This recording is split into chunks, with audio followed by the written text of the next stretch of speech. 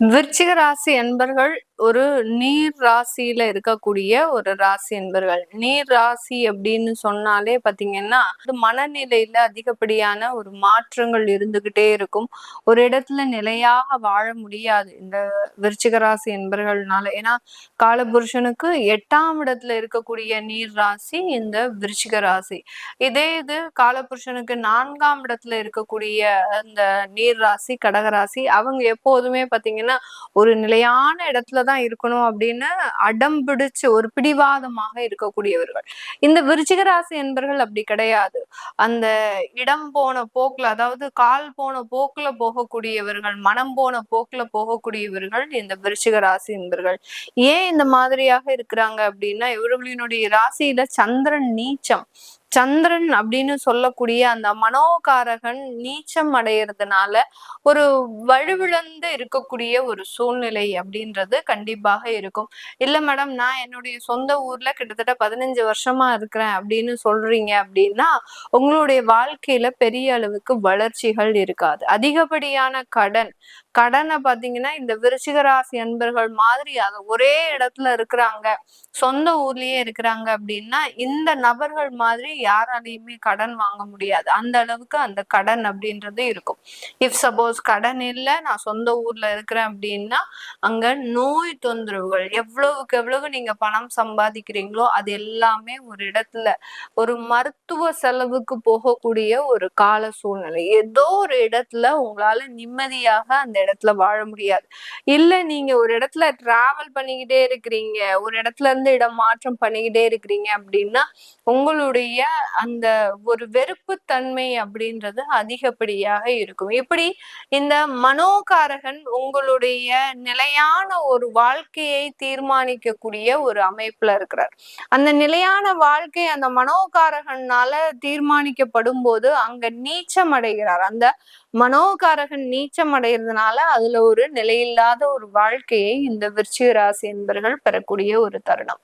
நிறைய விருச்சிக ராசி என்பர்கள் கடந்த காலத்துல பாத்தீங்கன்னா விவாகரத்து வழக்குகள் அப்படின்னு சொல்லக்கூடிய அளவிற்கு, அந்த விவாகரத்து வழக்குகள் அப்படின்னு பாத்தீங்கன்னா, ஒரு திருமணமாகி 2 வருஷம் வாழ்ந்தோம், எனக்கு பிடிக்கல, உடனே நான் வெளியில வந்துட்டேன் அப்படின்ற மாதிரியாக இல்லாமல், ஒரு 10 வருடங்களுக்கு மேலாக வாழ்ந்த நபர்களோடு விவாகரத்து வழக்குகள். இதுதான் அங்க இருக்கக்கூடிய ஒரு முக்கியமான மனவேதனை தரக்கூடிய ஒரு விஷயம். இந்த விருச்சிக ராசி என்பர்கள் இந்த மாதிரியான விவாகரத்து வழக்குகளை சந்திக்கும் போது அவர்களினுடைய உடல் ரீதியாகவும் மன ரீதியாகவும் வலுவிழந்து இருக்கக்கூடிய ஒரு சூழ்நிலை. நாம என்ன இவர்களுக்கு துரோகம் செய்தோம், நம்ம ஏன் நம்மளை ஏன் இவர்களுக்கு எதிரியாக இவங்க பார்க்கிறாங்க, நம்ம கிட்ட என்ன இவர்களுக்கு எதுவுமே ஆசைகள் நிறைவேறல, இப்படி அடுத்தடுத்தான ஒரு கேள்விகள் அப்படின்றது இந்த விருச்சிக ராசி என்பர்களுக்கு இருக்கும். இதுக்கு எல்லாத்துக்குமே காரணம் உங்களுடைய குடும்பஸ்தானாதிபதி கடந்த 1 வருடங்களாக அந்த 8ஆம் இடத்துல சஞ்சரிக்கக்கூடிய ஒரு சூழ்நிலை. இந்த 1.5 வருஷம் பாத்தீங்கன்னா லைஃப்ல எல்லாத்தையுமே புரட்டி போட்டுடுச்சு மேடம். என்னுடைய வாழ்க்கையே மிகப்பெரிய ஒரு கொடுமையான ஒரு வாழ்க்கையா ஆயிப்போச்சு. யார்கிட்டையும் வெளியில சொல்ல முடியாத ஒரு சூழ்நிலை. இதுதான் இந்த விருச்சிக ராசி நண்பர்களினுடைய கரண்ட் டைம்ஸ் ஒரு அவர்களினுடைய லைஃப் சிச்சுவேஷன் அப்படின்றது மாதிரியாக இருக்கு. வெளி நபர்களோடு ஒரு சிரித்து பேசி மகிழக்கூடிய ஒரு அமைப்பு இருந்தாலும் உள்ள இருக்கக்கூடிய ஒரு மனவேதனை அப்படின்றது இந்த ராசி என்பர்கள்னால பெரிய அளவுக்கு பாதிக்கப்பட்டு இருப்பாங்க. இந்த விருச்சிக ராசி என்பர்கள் இந்த பராவ வருடத்துல அந்த 8ஆம் இடத்துல இருக்கக்கூடிய அந்த குடும்ப ஸ்தானாதிபதி குரு பகவான் 9ஆம் இடத்திற்கு உச்சம் பெற்று வரப்போகிறார். நீங்க செய்த அந்த தெய்வ பிரார்த்தனை ஆகப்பட்டது உங்களுக்கு ஒரு நல்ல வழியை காமிக்க போதும். நிறைய விருச்சிக ராசி என்பவர்களுக்கு தவறான பழக்கங்கள் இருந்தாலும் கூட அதிலிருந்தெல்லாம் வெளியில வரக்கூடிய ஒரு தருணம். நிறைய விருச்சிக ராசி என்பர்கள் எங்களை அறியாமலே எங்களுக்கு தவறான பழக்கங்கள் வந்துருச்சு, எங்களுக்கு தேவையில்லாத பெண்களினுடைய தொடர்புகள் வந்துருச்சு, எங்களுக்கு தேவையில்லாத ஆண்களினுடைய தொடர்புகள் வந்துருச்சு, இதுல இதுல இருந்து நாங்க வெளியில வர முடியாம மாட்டி சிக்கி தவிச்சிட்டு இருக்கிறோம் அப்படின்னு சொல்லக்கூடிய நபர்களுக்கு இந்த பராபவ வருடம் அதிலிருந்துலாம் நிவர்த்தி அப்படின்ற ஒரு அமைப்பை கொடுக்க போது, இரண்டாவது திருமணத்திற்காக காத்து கொண்டு இருக்கின்ற நபர்களுக்கு இந்த வருடம் நல்ல ஒரு அமைப்புகளை பெற்றுத்தரக்கூடிய ஒரு நேரம்.